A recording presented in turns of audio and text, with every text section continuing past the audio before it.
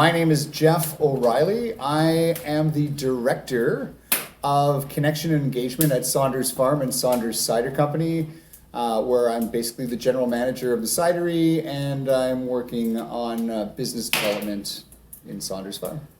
And we're here at the family farm. We are here at Saunders Farm, sitting in a 180-year-old log cabin, the original building and property, building on the property, in front of a lovely little fire with the four flavors of cider that we make here on the farm. And cider is a new introduction to the farm. The farm has been around for decades and very well known in the Ottawa region. And so how did the cider come to be?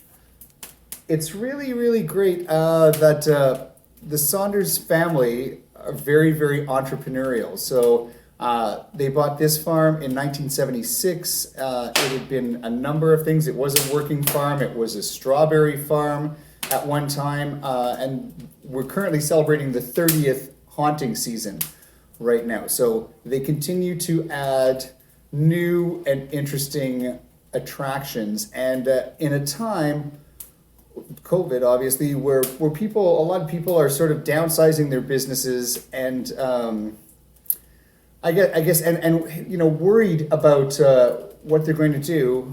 Mark and Angela Saunders are actually growing their business and taking on new and interesting challenges, right? So Mark was at a management conference with his team in February. And he had sort of always in the back of his mind had an affection for apples, we'll say. So, the Saunders family used to own the farm across the street, which is called Orchard Gate. And 50 years ago, they had planted a number of, like a whole orchard of apple trees back there. And so I guess, he had that fondness for that. So Mark had a vision and he said, I want to have cider on the farm. I want to have an estate cidery on the farm. So, my 5-year plan is to plan this out, to map this out, to, plan an orchard, the production facility, the name, the branding, this is my vision. So I want to do this. So, a couple weeks later, he finds out that Pete Rainville, who owned Flying Canoe Hard Cider, was looking to sell his company. So Mark and Pete got together and had some conversations with Mark's wife Angela, and Mark said, I really want to do this and I want to do this now. And he presented that to the team and the team said, this is an awful lot. We've got so much on the go already. And, so the 5-year plan becomes a 5-week plan, and then he buys the cidery and then he moves the cidery and the production and the operation to Saunders Farm. And then, so that was around Canada Day. So then a couple, here we are in October and we're celebrating the 30th haunting season. And we've got 4 flavors, 2 of them very, very well themed to Saunders Farm and to the operation, and we're having a lot of fun with it. So, it's been a really exciting time. In that time as well, we've got Sawmill, which is an interactive terror activation happening down at Lansdowne starting this Friday. We've got zip lines going over the hedge mazes. North America's largest collection of hedge mazes. It's just, things continue to grow and develop in a time when a lot of businesses, as I mentioned, are sitting on their hands and hesitating. So exciting. And it's a big place. What's the land space? Oh, so we are currently sitting on 100 acres of absolute super duper crazy fun times. And you're getting thousands of people on weekends? Thousands of people on weekends right now. Yes, I believe there's a pent-up demand for people to get out and to do stuff. So, our opening weekend was 2 weekends ago, busiest opening weekend to date. Last weekend, second weekend, busiest weekend to date. So, we are looking for some really, really great numbers. However, we have decided consciously to cap capacity at 50%. because we want people to come here and we want people to have fun and we want people to be scared, but scared for the right reasons. And not scared because, wow, I was scared because there were so many people around. Because that's not a comfortable feeling for anyone at all. And I know, popular or unpopular as it may be, we've adopted the policy where people are double vaccinated or do not come to the farm and engage in those things. And we realize, that children under the age, 11 and under, they don't have that option, and we respect that. But for those who are older than that and have the opportunity, we want to see people vaccinated, and we want to see people safe, and to provide quality fun and entertainment for people. I think feeling safe and comfortable is a big part of it. Yeah, you have to feel nowadays when you're going out that way, right? So that when you are chased by the people with bandsaws and so on coming after you, you can scream as you need to. Yeah, exactly. 100%. I mean, be terrified, but be terrified because we wanted to scare you, and you wanted to be scared, and that's a big part of the fun. And we're in this building that you talked about that's hundreds of years old, and there's a couple more that are up around the space as well. How important is it to have that heritage in the space? I think we're blessed to have the heritage in this space, and just even sitting in this beautiful, beautiful room. I mean, it is so comfortable with the fire on there and the vibe on the weekends when we've got the music playing and we've got this really great little forest patio beside us and a really great courtyard between us and the barn of terror. It is just nice and cozy, and we will have, we'll have some acoustic entertainment in here, and we've had and plan to have in the future, farm to table dinners and pig roasts, and some more community involvement and support the community that supports us, and to make the most of the space. So again, it's really, really beautiful property and very, very unique. Like, someone is not going to pop up something like this in a strip mall. Mm-hmm. You just can't. You can't duplicate the feeling and the vibe here. So it is amazing. And you've just started doing weddings and back up again, and some other stuff like people that now are comfortable enough to choose us for their special occasions. As you guys would know, it's just celebrating your own nuptials.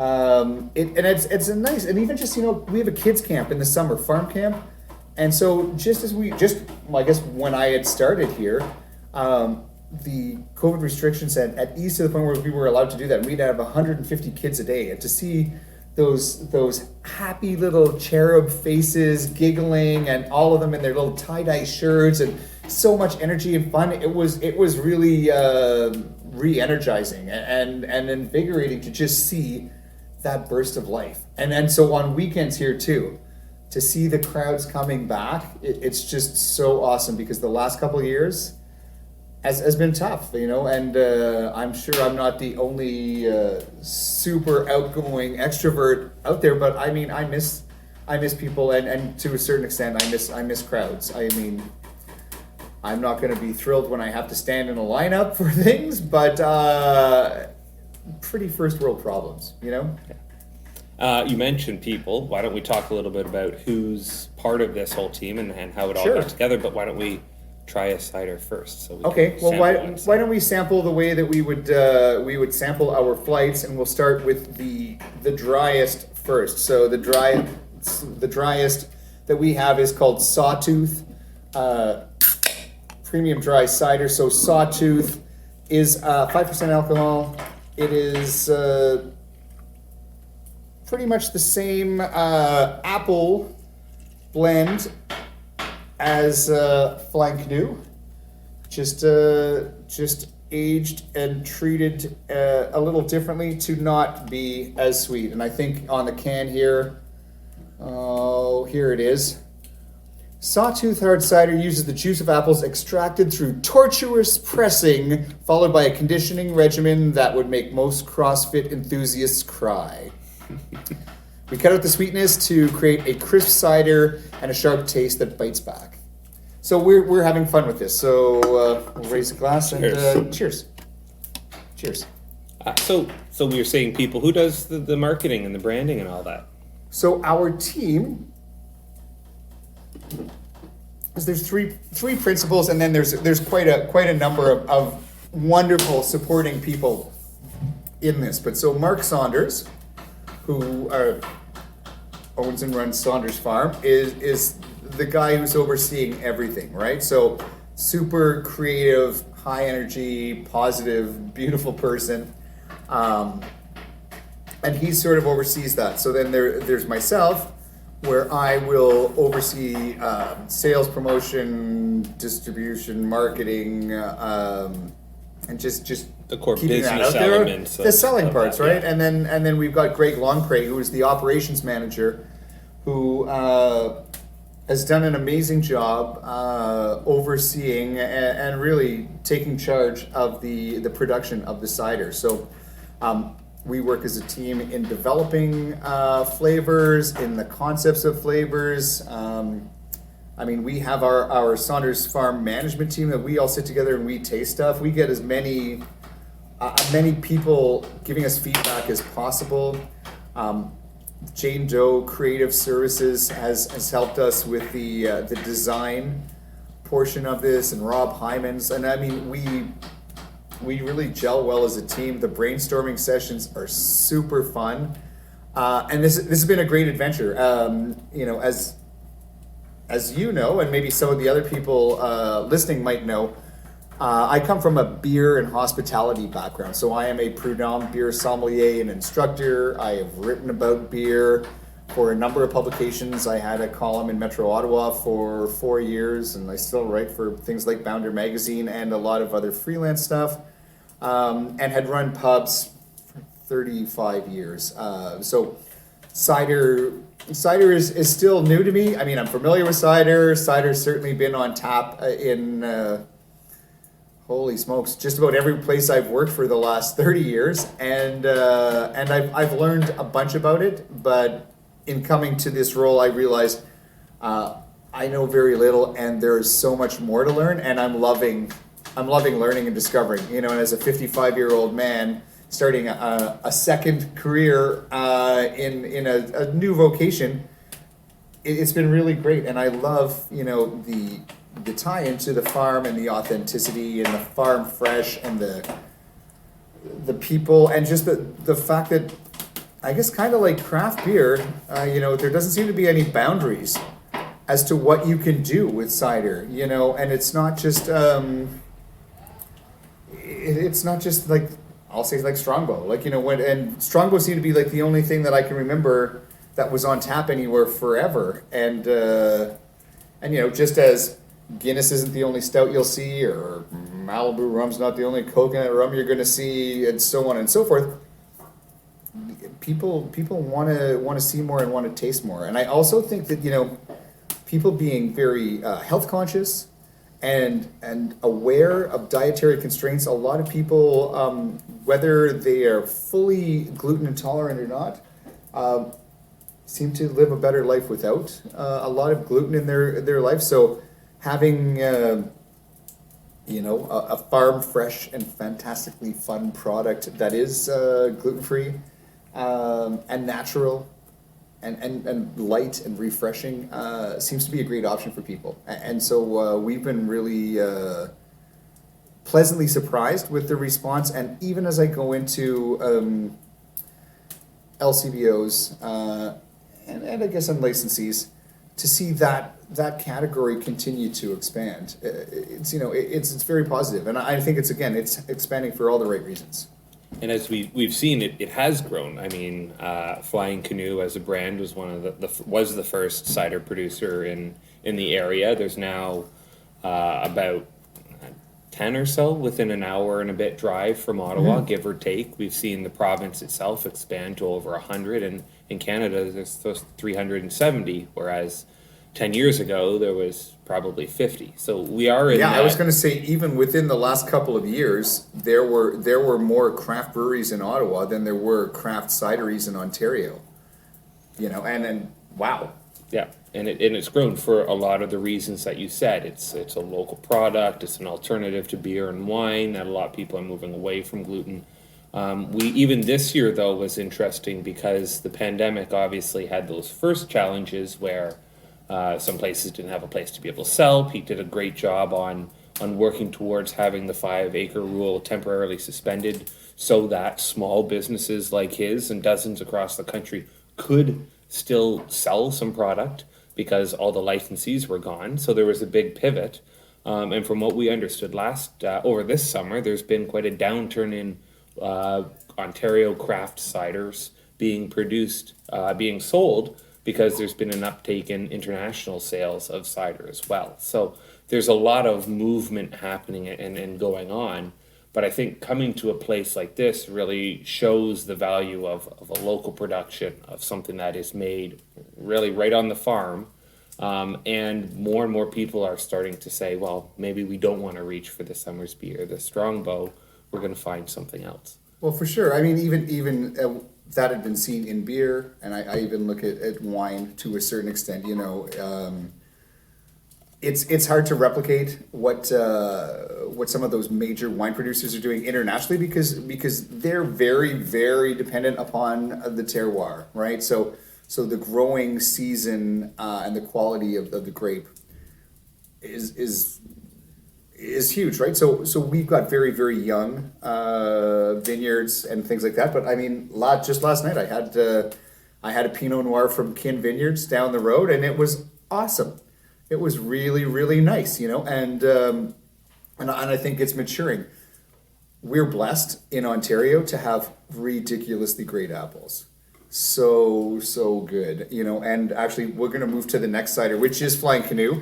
And one of the interesting things about the Flying Canoe is the primary apple in the blend is Macintosh. And Macintosh is not seen by many as a first choice of cider apple, where I think actually the tartness of it really lends itself to cider, you know. And there you are, cheers. And maybe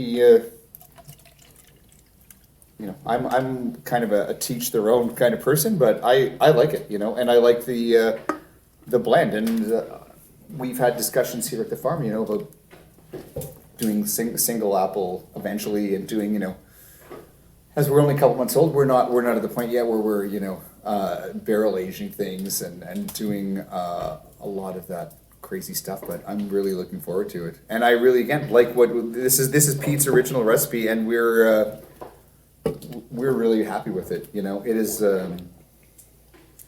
very pleasant. It is very easy to drink. It is not challenging. There's no complex, rough edges there. It's just an easy drinking cider. Yeah, it's one of the ones that we've always classified as, and it's not in a negative turn. It's the middle of the road. It is extremely flavorful and palatable to pretty much everyone, and anyone that has it will go, oh, that tastes like something that reminds me of an Ontario cider. Yeah, and very friendly and approachable, right? So, and I have tried, and again, recently I've tried a lot of really, really exciting and interesting ciders, and you know, our ciders being 5%, and again, we're an entertainment company. That's the way that I look at it, and so we are used to appealing to the masses, and I realize that cider is probably a really, really tiny portion of the beverage market. I believe it's 2 to 4%. So if you say within 2%, even in that fringe, you are going to have people who want to have nothing but the craziest stuff. So I've had some really, really delicious ciders from Farmgate, you know, and Jim has been such a great guy to chat with, and inspirational, just what they're doing and how they're doing it. And a lot of his stuff is, you know, 7, 8, 9%. And to me, that's great. And there certainly is a time and place for that. And I know, and in the beer world, you know, a lot of those big Belgians are amazing, but they're not everyday stuff. And I don't know, that maybe, you know, maybe ours aren't everyday stuff either, but I think that it's pretty approachable. So you can have this, after mowing the lawn, you could have this with dinner. We certainly cook with this. We've done some fun things that we sell on the farm, and I've done like some cider planked salmon. I've done some cider pork loins with apples and onions, and the flavors are really great. And this is, again, something that is just not pushing the boundaries of my palate. It is just refreshing and clean and nice and straightforward and simple. And that's one of the great things about cider is there's so much of a variety to it. Whereas if you've only experienced the commercial imports, you're missing just an incredible opportunity for everything. And I think we've seen exactly the explosion that happened with craft beer, with that, coming together and growing over the past 15, 20 years. Hey, in the past 15, 20 years, people would walk into a place and say, I'll have a coffee. And you look at now, you go to a Starbucks and how many million adjectives there are. And Starbucks is just one example of so many places that have done. And that's one liquid. So beer again and wine again as well. It was red and white. And now, there are a million grape varietals out there that people expect to see and want to see. Mm-hmm. So our next flavor here is called Pie Faced, and this is a pumpkin pie cider. It just seemed like a natural fit for the farm, not just in the fact that we sell pumpkins here and have been known for as I guess a go-to for a lot of the Ottawa and Ottawa Valley area for Halloween and their Fright Fests, but just pumpkin spice and that flavor is everywhere now. And it's not just the lattes. I mean, like there's pumpkin spice